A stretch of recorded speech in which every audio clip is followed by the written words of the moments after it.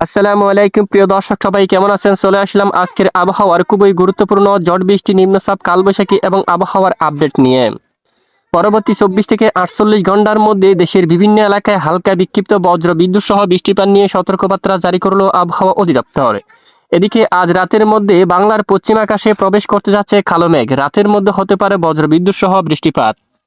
প্রিয় দর্শক, আজ ও আগামীকাল পরবর্তী 72 ঘন্টায় কেমন থাকতে চলেছে দুই বাংলার আবহাওয়া, দেশের কোন কোন জেলাগুলোর উপর বৃষ্টিপাত নিয়ে সতর্কবার্তা জারি করা হয়েছে তা জানিয়ে দেব এই ভিডিওটির মাধ্যমে।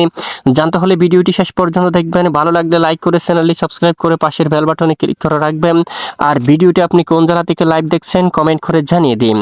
এই মুহূর্তে রাডার উপগ্রহ স্যাটেলাইট ইমেজের উপর চলে আসলাম। বর্তমান বাংলার আকাশ একদম মেঘাচ্ছন্ন অবস্থা রয়েছে। চট্টগ্রাম বিভাগের অধিকাংশ এলাকায় আকাশ মেঘলা।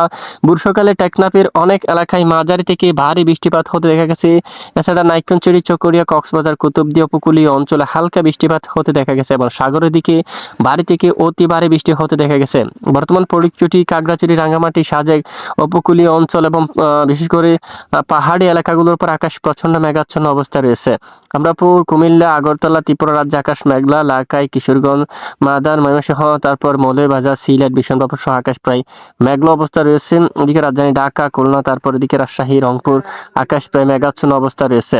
ভারতের পশ্চিমবঙ্গের আকাশ প্রায় আংশিক মেঘলা সহ পরিষ্কার অবস্থা রয়েছে, তবে রাজশাহী বিভাগের দিয়ে কিছুটা মেঘমালা প্রবেশ করতে পারে। রাতের দিকে হালকা বজ্রসহ বৃষ্টিপাত হতে পারে। এদিকে পুরুলিয়া, ধামবাদ, এখানে দেখুন বাঁকুড়া, দুর্গাপুর কয়েকটি অঞ্চলে বজ্র বিদ্যুৎ সহ বৃষ্টিপাতের সতর্কতা রয়েছে আজ রাতের মধ্যে। এছাড়া পরবর্তী 24 থেকে 48 ঘন্টার আবহাওয়া কিরকম থাকতে পারে? আগামীকাল রবিবার 22শে মার্চ সারা দেশের বেশ কিছু এলাকায় আংশিক মেঘলা আকাশ সহ আকাশ প্রায় পরিষ্কার থাকার সম্ভাবনা রয়েছে।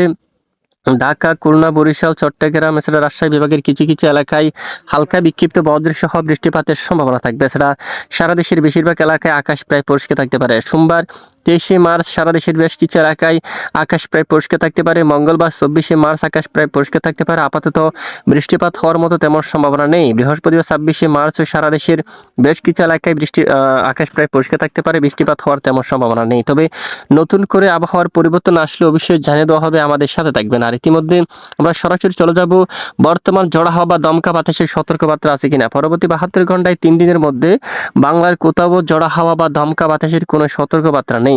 আর বর্তমান বঙ্গোপসাগর কিছুটা উত্তাল থাকলে আগামী 24 থেকে 48 ঘন্টার মধ্যে একেবারে স্বাভাবিক অবস্থায় কিন্তু ফিরে আসতে পারে বঙ্গোপসাগর। কোনো সতর্কবার্তা কিন্তু থাকবে না।